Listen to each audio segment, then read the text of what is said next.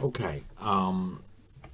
There's quite a bit of text. There's quite a bit of talks. I've sort of introduced to Marx's philosophical context. I've introduced now the theory of historical materialism.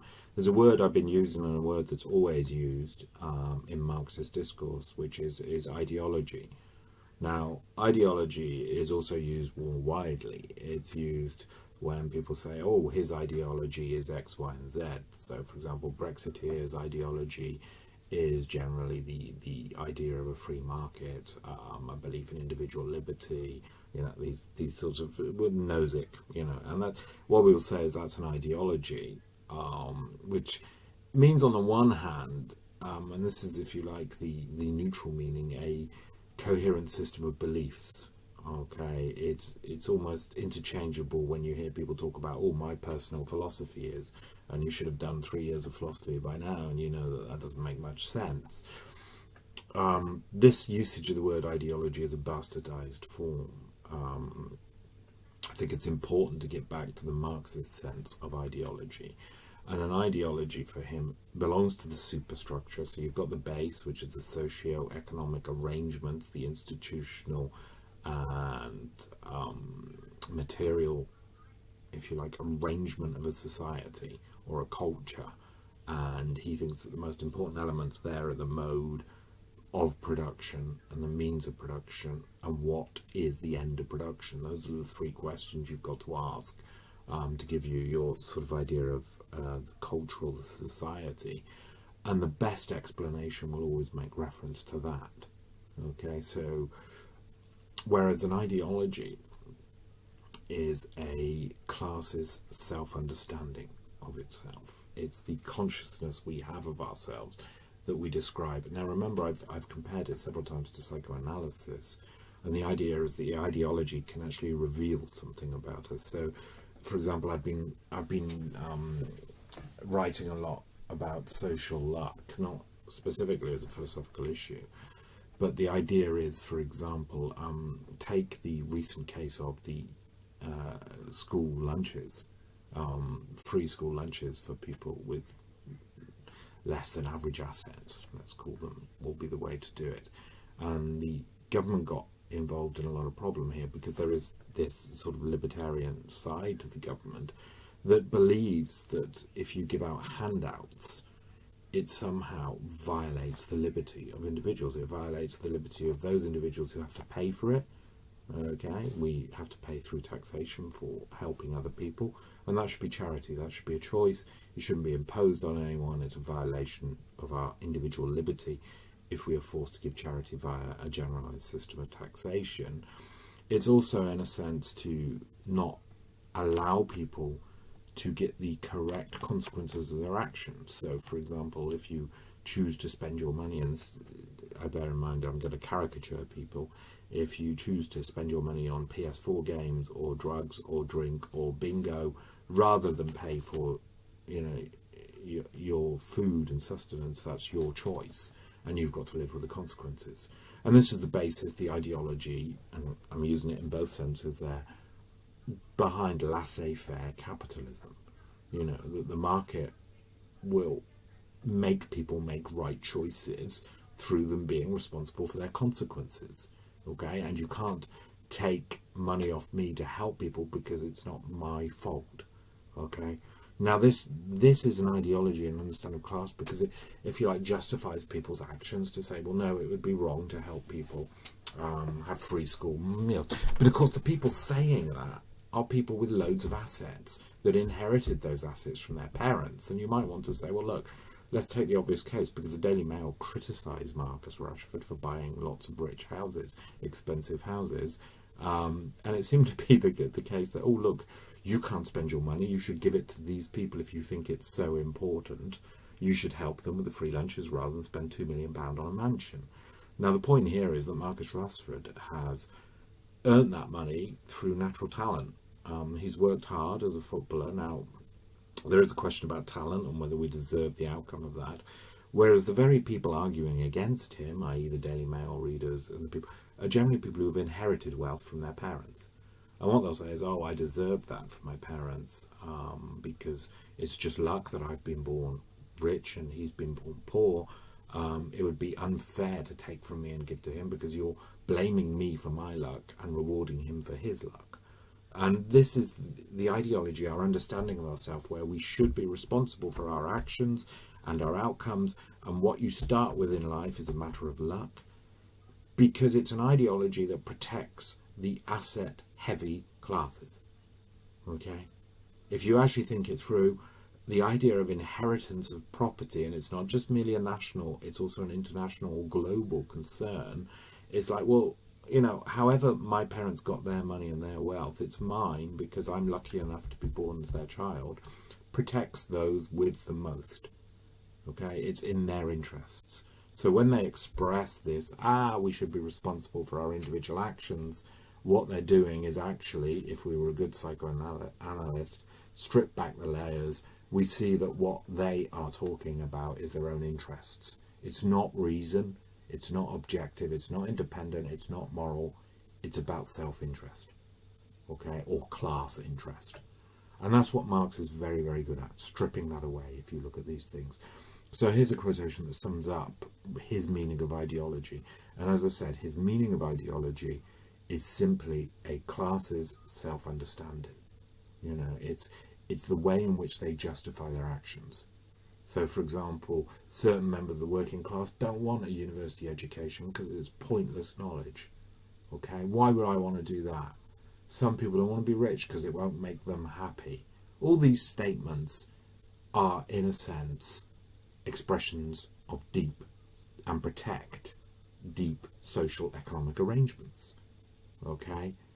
And the point is, some of these ideologies, some of the way in which we understand ourselves can be regressive. It holds us back. It frustrates perhaps our true interests. Notice that we've got to start talking about the difference between social and true interests. Some of it can be progressive, though, when we become the revolutionary class. We start understanding ourselves as separate from society and in need of something that society lacks or our culture lacks. And that's when you become the revolutionary class.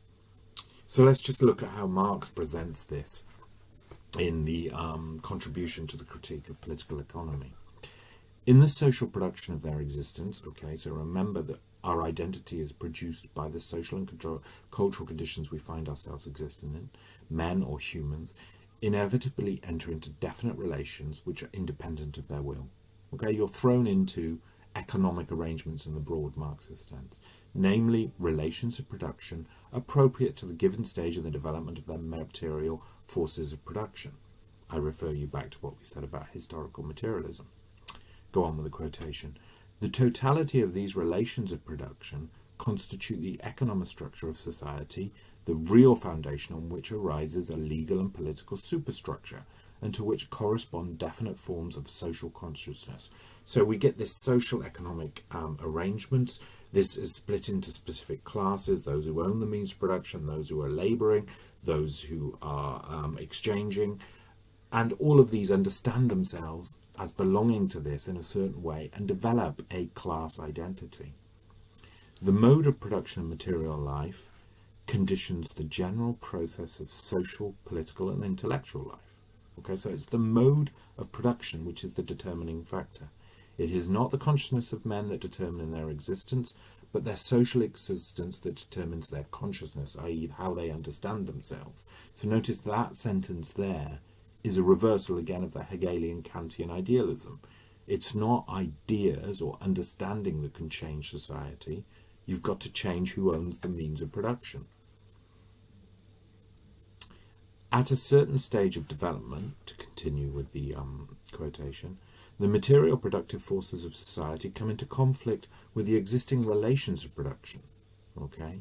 So the material productive forces of society, the labouring classes and the machinery, come into conflict with the existing relations of production. So you can imagine when, for example, the labouring classes were mostly farming, okay, and there was a change where the relations of production demanded that there was a big industrial class, they come into conflict because they can't produce enough food to support an industrial class. And this merely expresses the same in legal terms with the property relations. Okay, so who owns the land? How was industrialization brought about? Well, yeah, it was the starting of factories, but it was also brought about by the enclosure of land, the changing of property rights about land. You know, you no longer leased land from a baron. The land then became own, and you could no longer live off it. You could no longer produce enough for yourself to survive.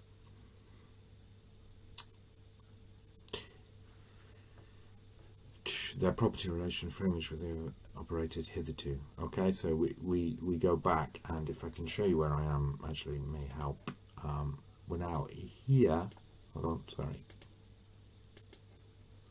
So we're now here in the quotation. So from forms of development of the productive forces, these relations turn into fetters. So notice how a form of society or a culture or a social economic arrangement can be rational. So at the beginning, feudalism was an improvement over the previous form of society. Capitalism was an improvement over feudalism because they turn the productive forces relations into a more rationalized system, but after a while they turn into fetters. Then begins an era of social revolution. The changes in the economic foundation lead sooner or later to the transformation of the whole immense superstructure. So, if you like, the contradiction arises from society. So in capitalism, the point is to privatize and to enclose land and therefore produce better conditions of existence than previously. And at a certain point, these persons have produced, but they are no longer in control of their surplus time, and scarcity is solved. So we produce enough goods, both food and consumerist goods, to survive, shelter.